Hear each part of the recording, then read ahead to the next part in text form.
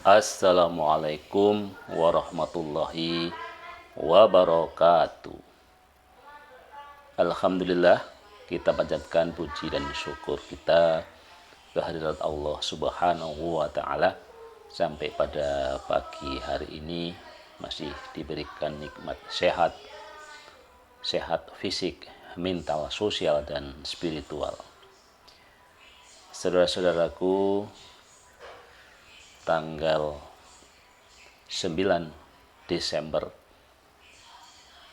diperingati sebagai Hari Anti Korupsi Sedunia. Dan kalau kita mencoba melihat bagaimana korupsi di Indonesia, saya kira banyak sekali yang berpendapat bahwa korupsi di Indonesia tidak semakin membaik tetapi semakin memburuk ya. Bahkan kabar terakhir ini kita bisa lihat ya bahwa ketua KPK ya, Firly Bahuri sebagai ketua yang mengetuai sebuah lembaga komisi pemberantasan korupsi harus ditahan karena diduga karena kasus pemerasan. Betapa memburuknya hal itu ya. Bahkan di era Jokowi ini, yang di periode kedua ini, korupsi di kalangan para pembantunya mencetak rekor tertinggi. Di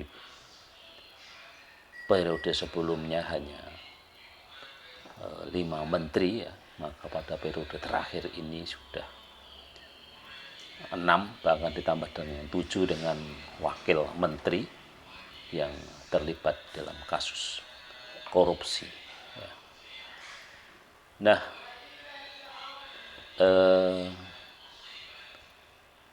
Indonesian Corruption Watch ya mencoba untuk mengurai sejumlah persoalan korupsi politik yang mengakibatkan ya, indeks persepsi korupsi Indonesia itu semakin terpuruk ya. Yang pertama menurut ICW ya, hal ini disebabkan karena KPK yang selama ini gencar memberantas korupsi politik justru dilemahkan oleh Presiden Joko Widodo melalui perubahan undang-undang KPK.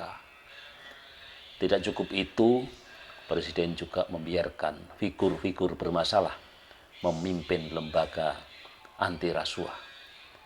Sekalipun ada yang ditindak, ya misalnya Zuliari Batubara dan juga Edi Prabowo, namun penuntasan perkara itu masih menemui jalan buntu.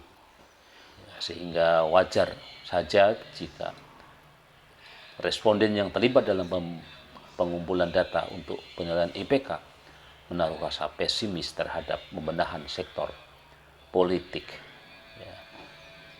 Dan perubahan undang-undang itu juga terakhir malah ada informasi dari mantan Ketua KPK Agus Raharjo ya, yang menyatakan adanya campur tangan Presiden di dalam kasus korupsi EKTP. Kemudian yang kedua, menurut Indonesian Corruption Watch ya, kenapa KPK makin terpuruk, korupsi Indonesia makin terpuruk adalah juga masih dari pemerintah, yaitu sikap pemerintah melalui menteri-menteri di dalam kabinet Indonesia Maju cenderung permisif terhadap kejahatan korupsi. Untuk perubahan undang-undang KPK ya, ini juga sebagaimana diungkapkan ada Menteri Koordinator Bidang Maritim dan Investasi Luhut Panjaitan sempat berulang kali mengomentari mengenai operasi tangkap tangan ya, dengan kalimat destruktif.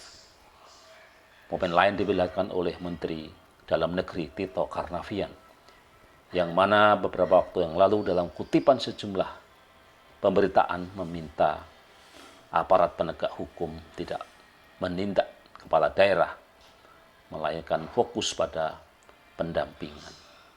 Tentu pernyataan-pernyataan ini akan mengakibatkan susahnya pemberantasan korupsi. Ya. Kemudian yang ketiga, ya, menurut ICW, penyebab makin terpuruknya pemberantasan korupsi di Indonesia adalah regulasi yang sejatinya merupakan produk politik antara Presiden dan DPR tidak kunjung mendukung penguatan pemberantasan korupsi. Dalam kurun waktu 5 tahun terakhir saja undang-undang yang diundangkan tak lebih dari sekedar upaya untuk semakin mendegradasi upaya pemberantasan korupsi. Mulai dari KUHP, Undang-Undang Pemasyarakatan, Undang-Undang Cipta Kerja, Undang-Undang Mahkamah Konstitusi, dan juga Undang-Undang Minerba. Segala yang diucapkan oleh pembentuk undang-undang berkaitan dengan pemberantasan korupsi hanya ilusi, tanpa ada langkah konkret. Begitu pula Presiden, ya, janji politik saat kampanye tahun 2014 maupun 2019 dilupakan begitu saja seiring dengan menguatnya lingkaran kepentingan politik. Kemudian masalah yang keempat adalah pemerintah dan DPR terbilang gagal menciptakan kepastian hukum untuk menjamin gelaran pesta demokrasi mengedepankan nilai-nilai integritas. Sebagaimana kita ketahui, pada dasarnya Undang-Undang Pemilu dan Undang-Undang Pilkada masih memperbolehkan mantan narapidana korupsi mencalonkan diri sebagai kepala daerah maupun anggota legislatif. Sekalipun sudah ada putusan MK yang melarangnya dengan skema pembatasan waktu jeda 5 tahun, ya, namun dapat dilihat bahwa sikap pemerintah dan DPR sebenarnya masih menginginkan mereka dapat kembali berkompetisi. Ya. Kemudian itulah 4 hal, ya, yang menjadikan bagaimana pemberantasan korupsi ini semakin susah, ya, dilakukan, ya, terlebih di terakhir ini, ya, ketua KPK sendiri malah harus menjadi status tahanan, ya, karena persoalan pemerasan, ya. Sehingga banyak usulan juga yang kemudian bagaimana harapan-harapan terhadap pemberantasan korupsi di Indonesia ini nampaknya di waktu yang tinggal sebentar lagi di era kepemimpinan Jokowi ini akan semakin terpuruk, ya. Bahkan, ya, bersatunya partai-partai politik di dalam mendukung calon Presiden Prabowo Subianto dan wakilnya, ya, Mas Gibran Rakabuming Raka, yang notabene adalah anak dari Presiden Jokowi, akan makin memperburuk, ya. Kalaupun secara undang-undang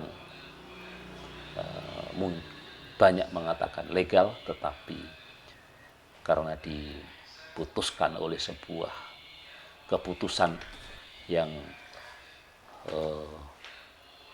cacat, ya, secara etik, ya, bahkan menjadikan ketua MK harus bergeser, ya, karena dianggap melakukan pelanggaran etik berat, ya.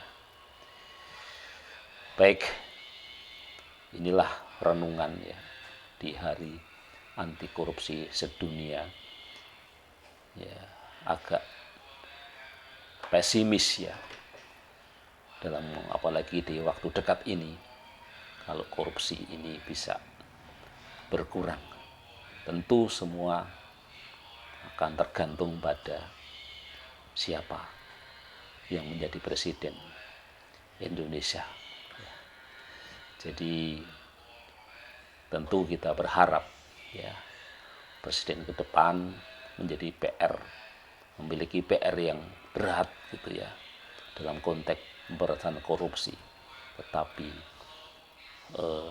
di beberapa hari ini ya menjelang pemilihan presiden patut diduga ya korupsi tidak menurun tetapi justru akan semakin merajalela. Sekian podcast untuk pagi hari ini. Wassalamualaikum warahmatullahi wabarakatuh.